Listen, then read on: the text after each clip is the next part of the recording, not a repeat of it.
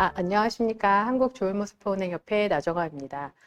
우리 협회에서는 각 이식 의료기관의 담당 코디네이터들과 업무를 진행하고 있습니다. 따라서 환자나 환자 가족분들이랑 직접적으로 연락을 하거나 소통을 하는 일이 좀 적은 편인데요.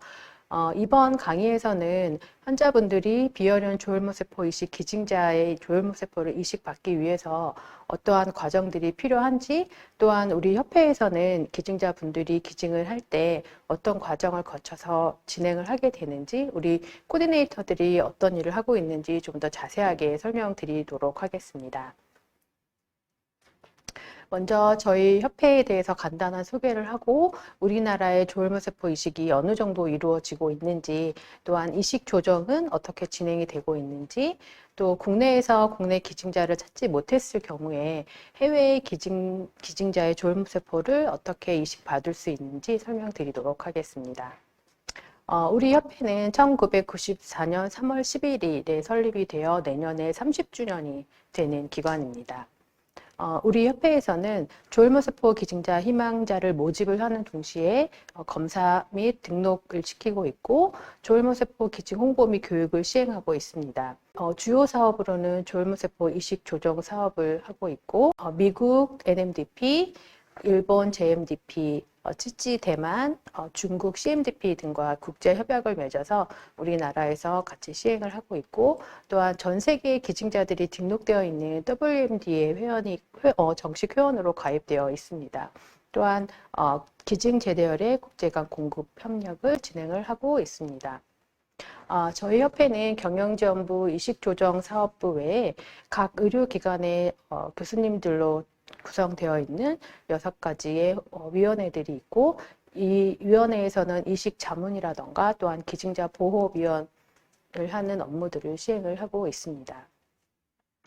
우리 이 사업 체계는 보건복지부의 혈액장기정책과와 기증자들의 데이터를 모두 관리하고 있는 국립장기조직혈액관리원 코너스에서 진행을 하고 있고, 우리 협회를 포함한 5개의 모집 등록 기관들이 있습니다.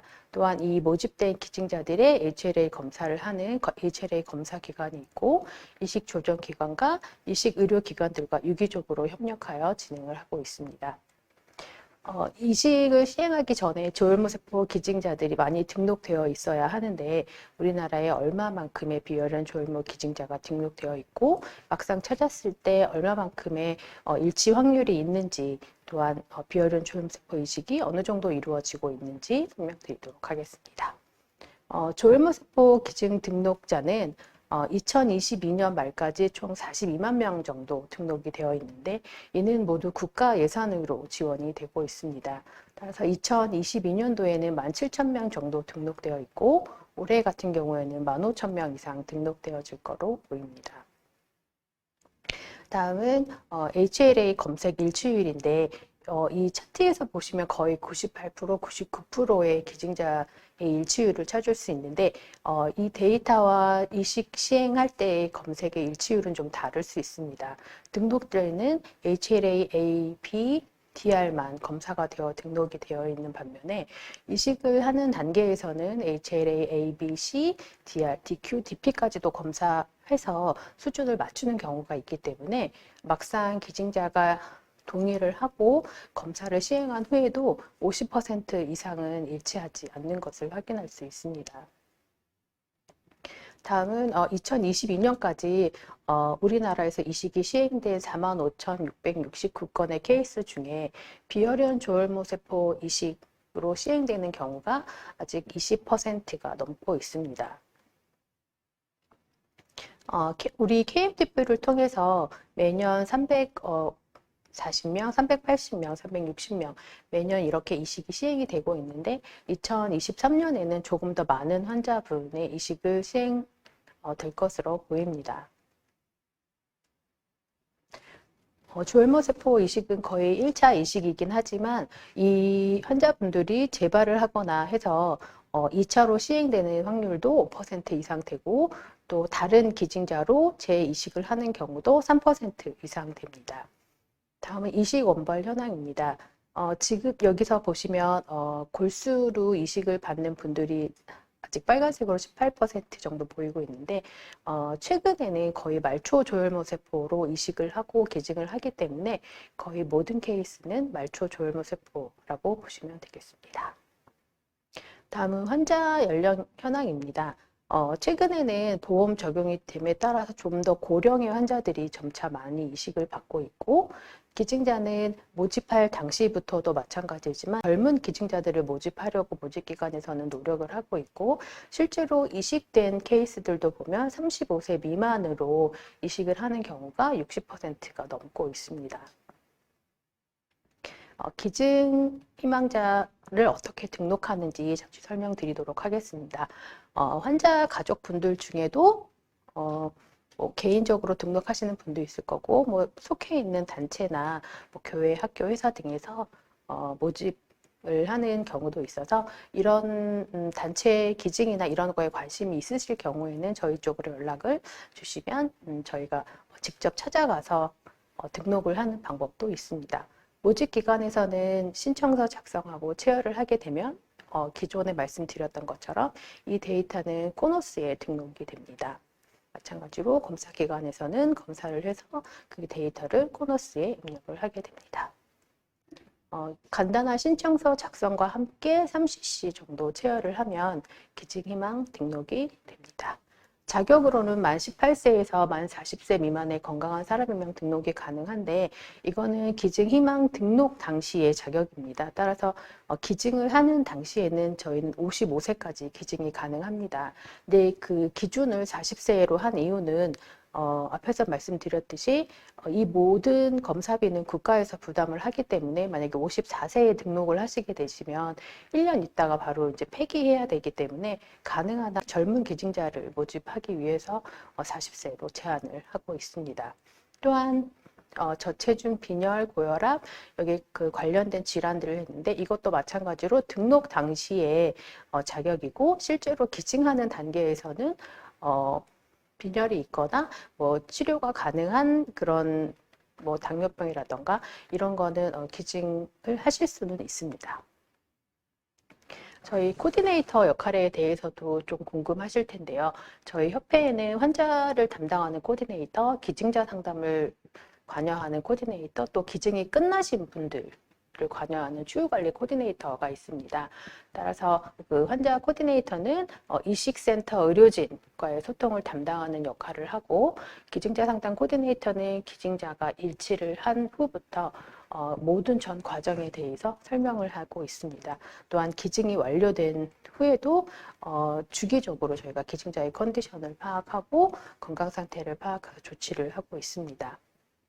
먼저 환자 등록 단계인데 지금 이제 설명드릴 내용은 환자분들께서 직접 하시는 내용은 아니고 각 의식 의료기관의 담당 코디네이터들과 저희 협회랑 이루어지는 업무 내용입니다.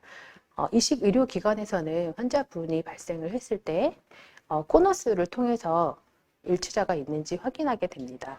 일치자가 있을 경우에는 의식 의료기관에서 저희 쪽으로 요청을 하게 되는데 예시를 보여드리도록 하겠습니다. 코너스에서는 기증자가 있는지 기증자의 내용을 뭐 HLA 타입이라던가 성별, 나이, 혈액형, 체중 등을 제공하게 되고 코너스에서 저희 쪽으로는 기증자의 인적 정보를 줘서 저희가 연락을 할 수 있게 관련 정보를 주고 있습니다. 일치 기증자가 있을 경우에는 저희 쪽으로 요청을 해서 코디네이션을 진행을 하게 되고 기증자가 없을 경우에는 외국 기증자 진행을 할지 환자분과 상의하여 저희 쪽으로 연락을 주시게 됩니다. 이거는 이제 실제 하는 화면인데요. 이식의료기관에서 환자의 관련 모든 정보를 입력을 하게 됩니다. 이름, 혈액형, 체중 하시고 조정 기간을 KMDP로 선택을 하시면 다음에 이런 식으로 결과를 보실 수 있게 됩니다. 그러면 환자의 HLA 타입이 들어가 있고요. 기증자의 몇 명 있는지 정보를 주고 여기에 나이, 환자분께서 보실 수 있는 거는 환자의 나이, 성별, 혈액형, 체중 이 정도입니다. 따라서 맞는 기증자분들이 몇 명 있는지 이런 리포트를 보실 수 있게 되고요. 기증자가 이제 있을 경우에 저희 쪽으로 관련 서류를 보내주시게 됩니다. 이제 진행하게 될 때 환자 부담금이라던가 이런 관련 설명을 모두 병원의 코디네이터를 통해 들으시고 또 개인정보에 관한 동의서를 작성해서 서명을 하신 후 저희 쪽으로 보내주시면 됩니다. 다음은 저희가 연락을 받아서 어떻게 업무를 시행하고 있는지 보여드리도록 하겠습니다. 앞에서 말한 내용을 잠깐 정리해 보면 조혈모세포 이식 의료기관에서 저희 쪽으로 코디네이션 상담 요청을 주시면 기증자가 많을 경우에는 어느 기증자를 먼저 했으면 좋은지 우선순위를 선정해서 저희 쪽으로 연락을 주시게 됩니다. 그러면 저희는 기증 의사를 확인하고 다시 한번 유전자형 검사를 시행하게 되는데 이 단계는 꼭 필요합니다. 꼭 그 유전자형 확인뿐만 아니라 등록 과정에서 검체가 바뀔 수도 있기 때문에 꼭 필요한 단계입니다. 이 기증자로 선정이 되면 건강검진을 시행하고 이식을 시행하기 전에 코노스를 통해서 조혈모세포 이식 대상자 선정 승인을 하게 됩니다. 이 과정을 반드시 거쳐서 이식이 시행이 돼야 되기 때문에 이 과정을 거치고 기증자가 최종 확정이 되면 조혈모세포 채취를 하게 됩니다. 앞에서 보셨듯이 비용에 관해서도 궁금한 점이 있으실 텐데요. 이 요청하는 단계에서 코디네이션 조종료 를 환자분께서는 저희 쪽으로 납부해 주시게 되고 기증자가 이처럼 5명 이상 나오는 경우에는 어느 기증자로 선택을 하면 좋을지 우선순위를 확인해서 진행을 하게 됩니다. 기증자를 시작을 하게 될 때 저희가 요청이 오면 바로 당일에 접촉을 시도하고 있습니다. 그래서 가장 어려운 점이 기증자의 연락처를 확보하는 건데 기증자의 연락처를 이제 확보를 할 때 휴대전화, 이메일, 직장주소 여러 가지를 확인하게 됩니다. 지금도 어려운 부분들이 있는데 기증자의 연락처가 변경되는 경우가 많기 때문에 혹시라도 기증자 분이시라면 기증자의 연락처가 변경됐을 때 각 등록기관에 변경된 내용을 알려주시면 나중에 실제로 일치가 됐을 때 저희가 찾을 수 있는 시간을 조금 더 빨리 단축시킬 수 있습니다. 기증자의 연락처를 확보하지 못했을 때는 모집했던 기관을 통해서 확인을 하기도 하고 또한 기증자가 뭐 직장을 써주셨으면 직장이나 또 뭐 어디에 사는 뭐 아파트 통해서 관리사무소 통해서 아니면 뭐 군인이면 뭐 어디를 통해서 이런 식으로 많은 노력들을 하고 있습니다. 기증자의 소재지가 파악이 되면 기증자에게 바로 연락을 드리는데 바로 당일에 결정을 할 수도 있지만 최대한 기증자분이 심사숙고해서 결정하실 수 있게 저희가 최대 3일 안에 기증 의사를 확인하도록 노력을 하고 있습니다. 이때 기증 등록 신청 후에 일치된 사실을 알려드리고 기증 동의 의사가 있는지 확인하고 환자가 조혈모세포 이식이 필요하다는 필요성을 다시 한번 설명을 드리고 이게 워낙 시간이 많이 소요되는 일이기 때문에 앞으로 어느 정도의 시간이 필요한지 유전자 확인 검사도 해야 되고 조혈모세포 기증을 위해서 입원도 해야 되고 또 지금은 이제 코로나로 인해서 추가로 코로나 검사도 실행을 해야 됩니다. 또한 저희 가장 중요한 거는 성인일 경우에는 가족 동의가 꼭 필요한 건 아니지만 저희는 관련 기관에 속해 있는 기증자분들, 뭐 군인분들 같은 경우에는 소속 기관의 동의도 필요하고 또 이제 가족 동의들도 받고 있습니다. 또한 기증을 하겠다고 약속을 하신 후에 추후에 이제 또 기증을 거부하게 되면 환자도 위험한 상황에 놓일 수 있기 때문에 이 과정을 좀 더 강조해서 저희가 동의를 받고 있습니다. 기증자 동의의 결정을 하는데 여러 가지 자료를 기증자분들께 제공을 하고 있는데요. 말초열 조혈모세포는 어떻게 진행이 되고 있는지 이런 자세한 설명과 함께 따로 추후로 정리해서 모바일이나 뭐 SNS 여러 가지 방법으로 보내드리고 또 하나는 시청각 자료입니다.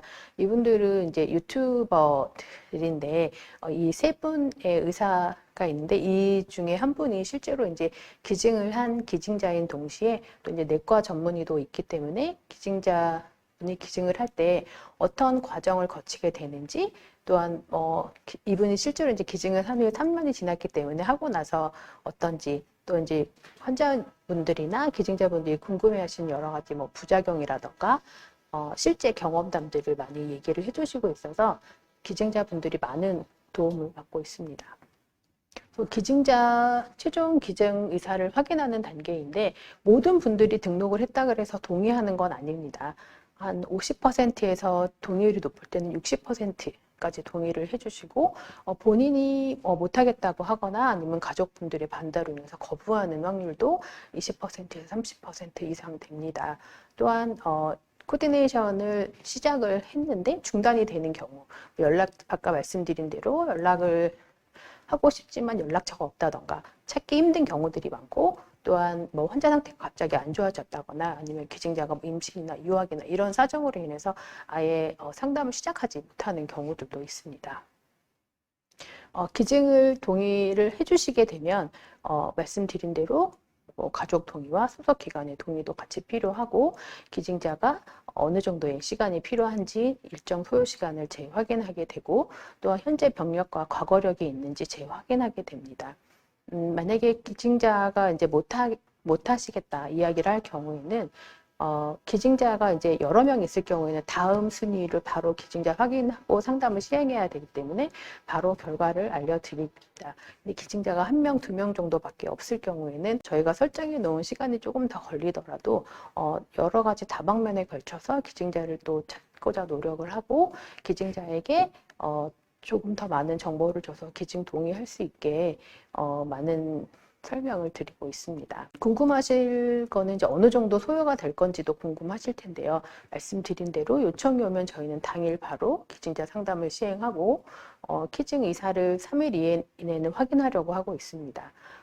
따라서 최대 늦어도 저희가 6일 안에는 기증자의 기증 의사를 확인하고 있고,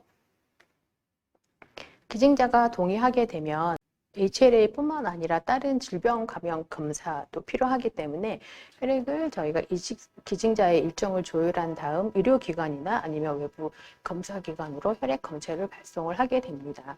그럼 이식센터에서는 HLA 결과를 확인해서 이 기증자로 진행을 할지, 아니면 다른 순위의 기증자가 있을 때 그 기증자의 일치 여부를 좀 더 확인할지, 이 기증자로 채취를 할지 결정해서 저희 쪽으로 알려주시게 됩니다.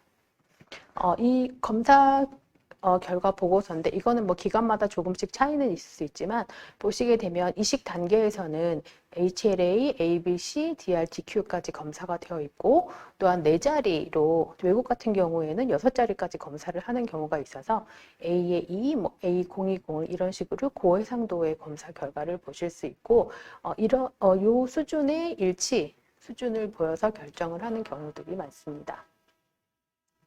기증자를 선정하는 단계인데, 이 기증자로 하겠다라고 기증자가 선정이 되면 환자 측에서 요구하는 선호 일자와 기증자와의 일정이 맞는지 일단 확인하게 됩니다. 환자와 기증자의 일정 조율이 불가능할 경우에는 조혈모세포를 냉동을 해서 추후에 환자가 필요한 시기에 이식을 하는 방법이 있고, 원하지 않는 경우에는 환자의 약물 치료나 항암 치료를 지속한 다음에 기증자 가능시키로 조정하는 경우도 있고, 그래도 일정이 맞지 않는 경우에는 다른 기증자로 변경하여서 진행하는 경우도 있습니다. 현재는 코로나19로 인해서 한시적으로 저희가 기증자의 조혈모세포를 냉동하는 것을 권고하고 있습니다.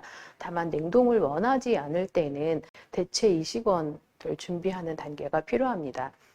저희 기준으로는 코로나에 확진이 되면 뭐 다음 주에 기증이 예정되어 있어도 일단 채취 스케줄은 모두 취소가 됩니다. 따라서 이 단계에 대한 환자 측의 준비가 필요합니다.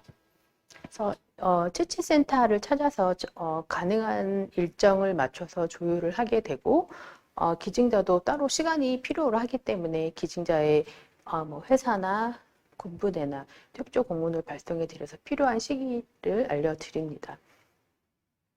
이 단계에서 이제 환자분께서는 비용을 또 추가적으로 구독료를 저희 쪽으로 납부하게 됩니다. 그래서 기증자의 건강검진을 시행하게 되고, 보통 채취일 1달 전에 시행을 하게 됩니다.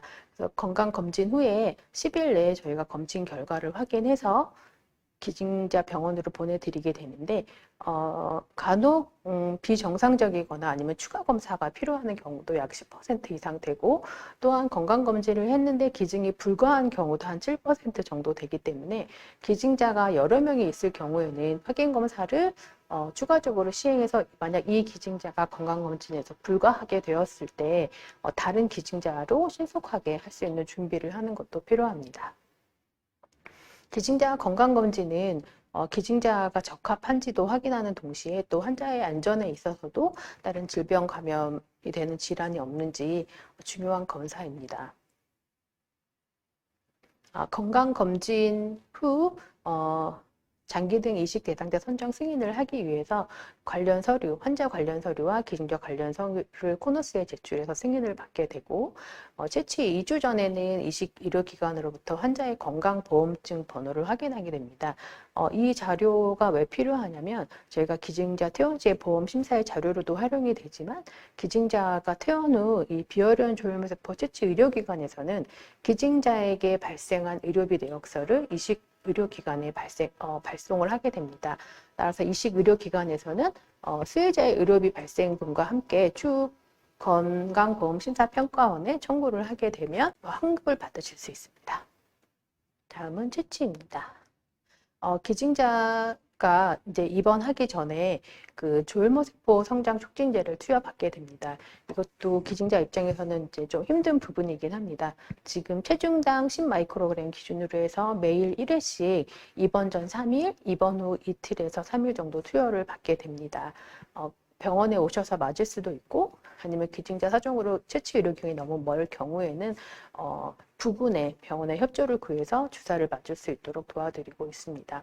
아무래도 촉진제 주사를 투여하게 되면 여러 가지 불편감이 있을 수 있는데 기증자의 통증 부위와 양상을 저희가 매번 확인을 해서 최소한의 불편감을 가질 수 있게 저희가 협조하고 도와드리고 있습니다. 기증자는 말씀드렸듯이 2박 3일 정도 병원에 입원을 해서 진행을 하게 됩니다.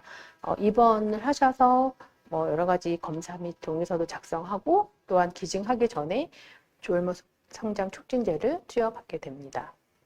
기증자 채취는 혈관이 충분히 좋을 경우에는 양쪽 팔혈관을 이용해서 조혈모세포를 기증하게 되는데, 보통 4시간에서 길어지면 6시간까지 한 자세로 있으셔야 되기 때문에 많은 시간의 지루함 뿐만 아니라 불편감도 있을 수 있고 좀 힘든 시간이 됩니다. 만약 혈관이 이런 건강한 남자분들처럼 좋지 않을 경우에는 중심정맥을 이용해서 기증을 해야 되기 때문에 그때는 마취를 해서 하는 경우도 있어서 조금 더 불편감이 커질 수 있습니다. 당일 오후에 이식 의료기관으로부터 CD34 양성세포 결과를 확인해서 2차로 말초 조혈모세포가 필요한지 여부를 확인한 후 진행을 할 수도 있고, 한 번만 필요하다고 하면 기증자분은 그 다음날 퇴원을 하시게 됩니다. 지금은 많이 시행되고 있지는 않은 방법이긴 하지만 골수 조혈모세포를 기증하는 경우도 있습니다. 이럴 때는 기증자분들은 자가를 1개에서 3유닛 정도 미리 준비를 해야 되고, 또한 한 1리터 정도의 조혈모세포를 뽑아서 기증을 하게 됩니다.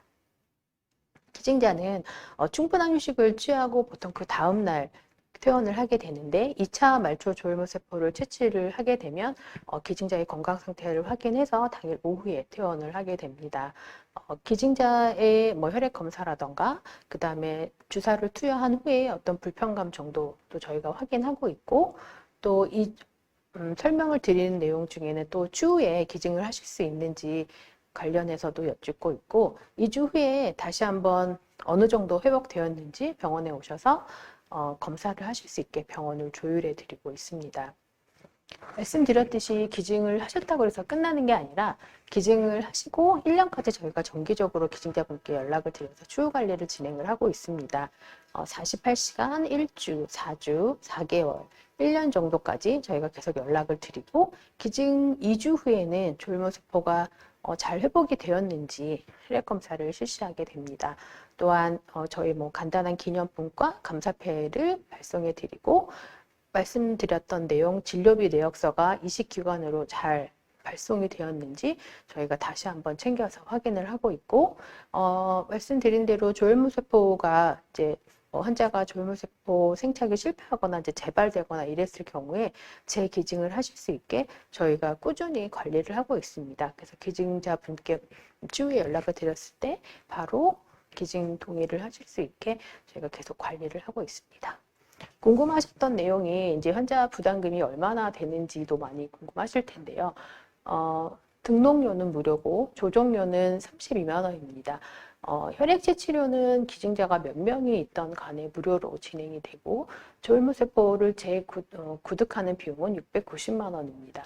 이 비용은 저희가 2007년에 690만 원으로 책정한 이후에 현재까지 변경 없이 진행이 되고 있는데 뭐 여러 가지 뭐 사정이 있고 환자분들께 부담을 드리지 않기 위해 올리지 않는 방안이기도 하지만 또 기증자분께 저희 협회 입장에서는 기증자분께 조금 더 혜택을 드릴 수 있는 부분이 조금 줄어드는 부분도 있고 기증자가 여러 명 있을 때 지금 저희가 현재는 5명까지 진행을 한다고 했는데 인원이 좀 더 많아지면 동시에 10명 뭐 기증자가 더 많을 경우는 20명까지도 동시에 진행할 수 있게 비용 조정이 필요한 부분도 있겠습니다. 저희 협회에서는 이제 저희 자체적으로 지원하는 치료비 지원도 있고 또한 대한적십자사나 한마음혈액원의 지원을 통해서 환자분들께 치료비 지원을 하고 있습니다. 저소득 환자 대상으로 조종료를 지원을 하고 있고 또 조혈무세포 구독료, 대한적십자사 비용으로 400만 원까지 지원을 하고 있고 2차 이식이나 림프구 이식을 받는 환자분들께 200만 원을 지원을 하고 있습니다. 치료뿐만 아니라 뭐 희망상자라고 해서 그 안에 뭐 항암빈이나 뭐 칫솔, 뭐 치약 등으로 구성되어 있는 희망박스를 조혈무세포 이식 시행 환자분들께 보내드리고 있고 1인당 50매 헌혈증 지원도 하고 있고 히크만 주머니 관련돼서 지원도 하고 있습니다. 다음은 국내에서 기증자를 찾을 수 없을 때 어떻게 해외 기증자를 이용할 수 있는지 설명드리도록 하겠습니다. 우리 협회에서는 말씀드렸듯이 4개국 이외에도 다른 나라들과도 유기적으로 협력을 하고 있어서 조혈무세포의 이식을 받는데 어려움이 없습니다. 또한 WMDA 기관 회원으로 가입되어 있는데 WMD는 현재 55개국의 조혈무세포 은행과 137개의 제대율 은행의 데이터들이 모두 등록이 되어 있습니다. 4천만 명 이상의 기증자와 제대율이 등록되어 있어서 다음 데이터에서 잠시 설명드리도록 하겠습니다. 저희가 환자 정보를 넣으면 여기에 보시면 브라질에 한 명 있고 싱가포르에 한 명 있는 것을 볼 수 있습니다. 그래서 각 나라별로 검색을 하기 전에 어느 나라에 나랑 맞는 기증자가 있는지 이 검색을 통해서 찾을 수 있습니다. 다음은 국외 기증자로 진행을 원할 시에 저희가 협약된 각 나라별로 또 검색을 하고 있는데 보시면 미국 기증자가 몇 명 있는지 나온 데이터입니다. 좀 복잡하긴 한데 미국 기증자의 경우가 다 그런 건 아니지만 여기 보시면 아까 고해상도 검사에서 6자리까지 검사가 되어 있는 걸 볼 수 있고 이거는 중국의 검사 결과입니다. 다음은 일본의 검색 결과에 저희처럼 이렇게 되어 있는 A, B, CR 다 되어 있는 기증자도 있지만 대만도 마찬가지로 C는 없는 경우가 있고 고해상도 검사가 안 되어 있는 경우도 있기 때문에 확인 검사 결과를 시행하게 됩니다. 국가별로 검색을 했을 때 어느 정도의 기증자를 찾을 확률이 있는지 보여주는 자료인데요. 2022년도 같은 경우에는 일본 같은 경우에는 52%, 미국 같은 경우에는 67%, 중국 같은 경우에는 51%, 대만은 약 28%의 기증자를 찾을 확률이 있습니다. 현재까지 저희를 통해서 국외 기증자를 통해서 이식받은 분들이 한 450명 정도 되는데요. 대부분이 유전자형이 비슷한 일본 기증자나 또 미국 기증자, 대만 기증자를 통해서 이식을 받았습니다. 지금 이제 일식 의료기관에서는 요즘 반일치 이식이 많이 일어나긴 하지만 완전히 맞는 국외 기증자를 선호하기도 합니다. 다만 환자가 부담해야 될 금액이 상당히 많기 때문에 진행을 하는 것이 좀 어려운 부분이 있는데요. 설명을 드리자면 국내 같은 경우에는 조정료의 비용을 받고 혈액체 치료 등 확인 검사 비용은 받고 있지 않는데 보통 외국에서는 조정료는 무료로 진행되는 경우가 많고 기증자 1명당 혈액 샘플 채취료 및 혈액 검사료를 부과를 하고 있습니다. 미국 같은 경우에는 한 명의 혈액 채취료가 1,290불이고 중국 같은 경우에는 810불, 일본 같은 경우에 87,000엔 정도 비용이 듭니다. 또한 조혈모세포 채취료 말초 조혈모세포 같은 경우에는 4만 불 이상의 비용이 들기 때문에 부담이 되는 경우가 있고 중국도 마찬가지로 22,000불. 여기 유로는 독일인데요. 독일 같은 경우에는 15,230유로의 비용이 듭니다.